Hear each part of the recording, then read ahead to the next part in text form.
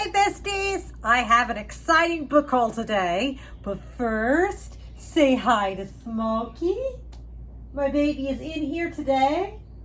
Last couple days she hasn't been in here when I was filming, so you get to see her today. Okay, I have some brand new books from the library that I'm really excited about. 3 of them are brand new. One of them is the new Riley Sager book. Now, with him, it's hit or miss for me. I have given some of his books 5 stars and DNF'd some of his books, so it could go either way. But I'm glad to finally have my hands on a copy of this book.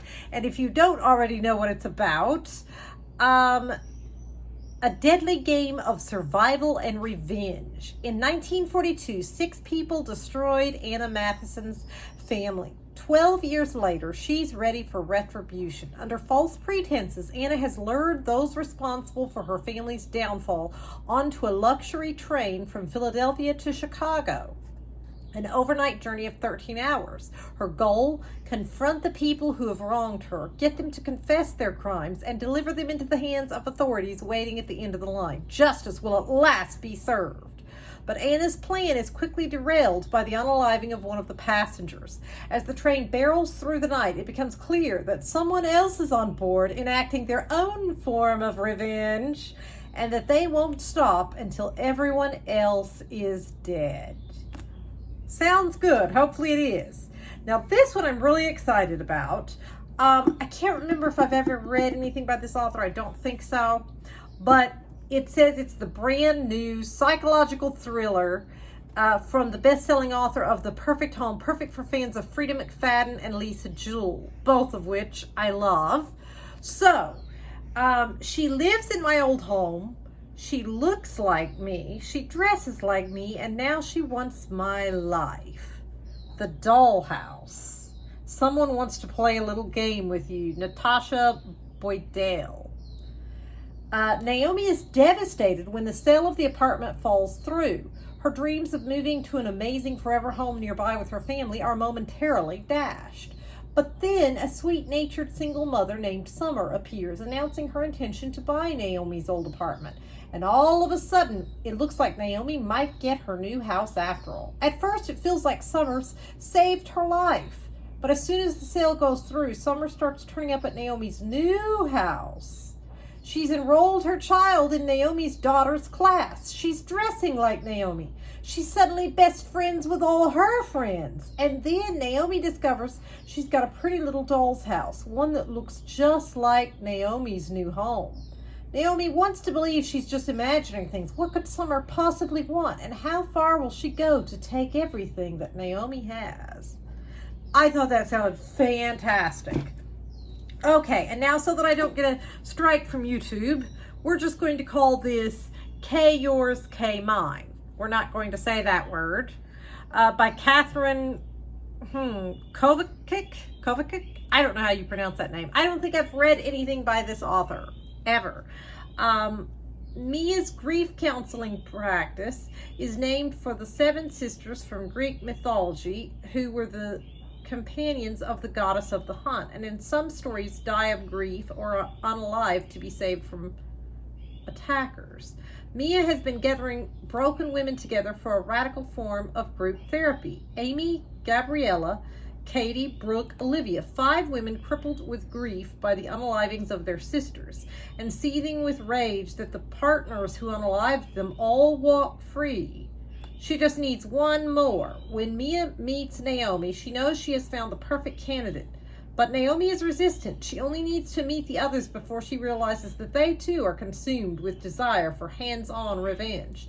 Under Mia's guidance, the women devise a plan to heal themselves. They'll take back their lives from the men who took their sisters. The premise is satisfyingly simple. I'll K yours if you K mine. Okay, and then, because I have loved 2 of Alex North's books so far, I decided to read some of his backlist. I love this creepy looking cover, the shadows. you knew a teenager like Charlie Crabtree, a dark imagination, a sinister smile, always on the outside of the group, some part of you suspected he might be capable of doing something awful. 25 years ago, Crabtree did just that, committing an unaliving so shocking that it's attracted that strange kind of infamy that only exists on the darkest corners of the internet and has inspired more than one copycat. Paul Adams remembers the case all too well. Crabtree and his victim were Paul's friends. Paul has slowly put his life back together, but now his mother, old and suffering from dementia, has taken a turn for the worse. Though every inch of him resists, it is time to come home. It's not long before things start to go wrong. Paul learns that Detective Amanda Beck is investigating another copycat that has struck in the nearby town of Featherbank. His mother is distressed, insistent that there's something in the house and someone is following him. Let's see, there's some tape over this. I can't read that. What does that say? Which reminds him of the most unsettling thing about that awful day 25 years ago. It wasn't just the unaliving, it was the fact that Charlie Crabtree was never seen again. So, that sounds deliciously creepy. I hope that it is. And then Mike Birbiglia, I read his first book. He's a comedian. That book was hilarious, so I decided to get his second one, the new one, Painfully True Stories from a Reluctant Dad. So it's like his parenting journey and told in his comedic voice. So I thought that would be fun. And then another memoir, Mob Daughter. I thought, hey, that sounded like it could be interesting. I won't dwell on those because this channel is mainly about thrillers. But I do enjoy reading some other things as well.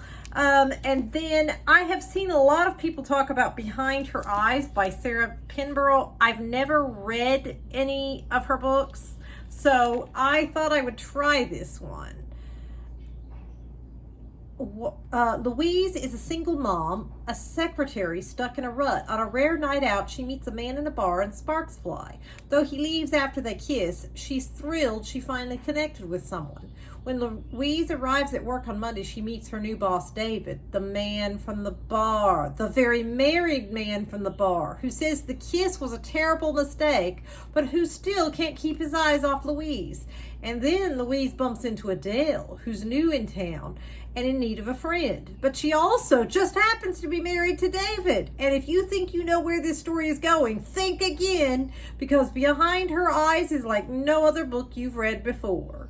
David and Adele look like the picture-perfect husband and wife. But then why is David so controlling, and why is Adele so scared of him? As Louise is drawn into David and Adele's orbit, she uncovers more puzzling questions than answers. The only thing that is crystal clear is that something in this marriage is very, very wrong. But Louise can't guess how wrong and how far a person might go to protect their secrets. And then, speaking of secrets, Joe Spain, Dirty Little Secrets, Guilt Lies Close to Home.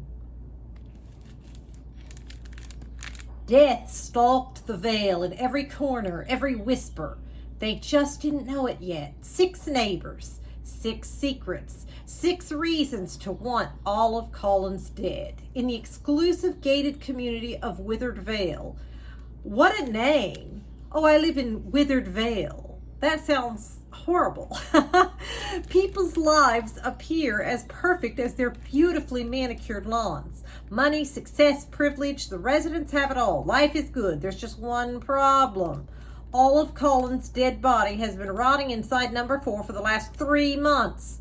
Her neighbors say they're shocked at the discovery, but nobody thought to check on her when she vanished from sight. The police start to ask questions, and the seemingly flawless facade begins to crack.